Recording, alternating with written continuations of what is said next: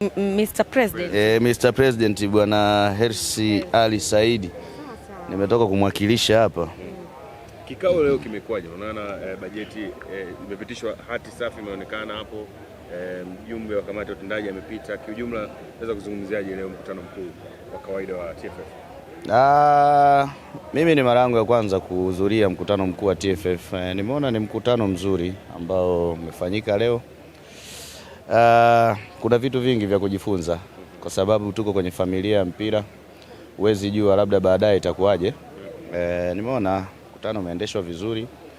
Naona watu walikuwa wamejipanga kisawasawa kwenye kila nyanja, kile walichokuwa wanakiuliza kwa ajili ya kukipitisha. Nadhani itakuwa wajumbe walipewa makabrasha mapema sana wakayapitia, kwa hiyo wakaona inafaa ya kupitisha, wamepitisha, yaliyofanywa maamuzi yamefanyika. Kwa hiyo niwapongeze walioandaa mkutano. Nadhani wanaendelea kufanya kazi nzuri kadiri ya uwezo wao. Mpira wa Tanzania unapiga hatua, sio? Sio mbaya, sababu ukiangalia kiukweli tumesogea kutoka kwenye namba ambazo tunazishika ligi bora.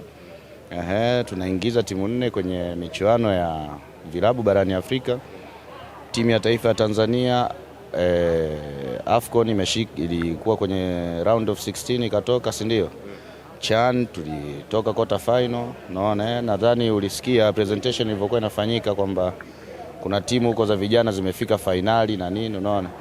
Kwa hiyo tunaendelea kukua, tunasogea. Umeizungumzia ligi bora Afrika hapo Tanzania. Ligi bora inabebwa na mchezo mkubwa pia, kiwemo Young Africans dhidi ya wekundu wa Msimbazi Simba. So far maandalizi yenu naona yakikamilika kuendeleza ule ubabe wenu, maana mara 7 pia nayo anahitaji mtihani kumpiga mtani wako. Sisi kwanza tuko vizuri kwenye maandalizi, tuko vizuri tayari, tuko Zanzibar tangu juzi. Hapo umepata tabasamu. Umepata tabasamu. Tuko Zanzibar. Unafuta mpaka na simu. Tuko Zanzibar tangu juzi na maandalizi hayakuwa kwa ajili ya mchezo huu wa kesho tu.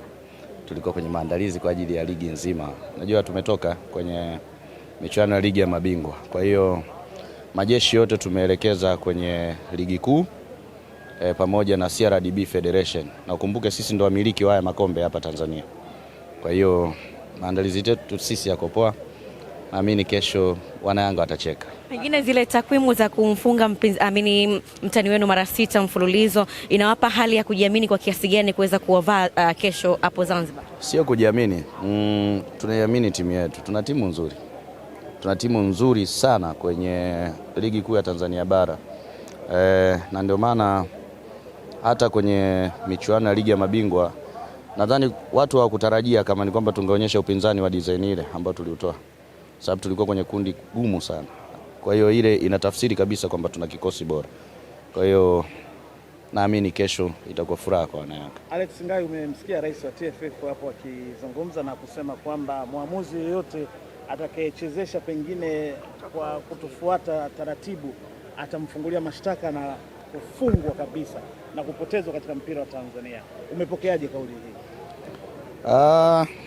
Yeye ni rais wa mpira, baba wa mpira kwenye nchi yetu. Kwa hiyo hayo ni maoni yake ambayo ameyatoa, lakini sijajua labda itatumika kanuni gani ya kuweza kumtoa mtu kwenye football na kumpeleka kwenye mahakama za kiraia.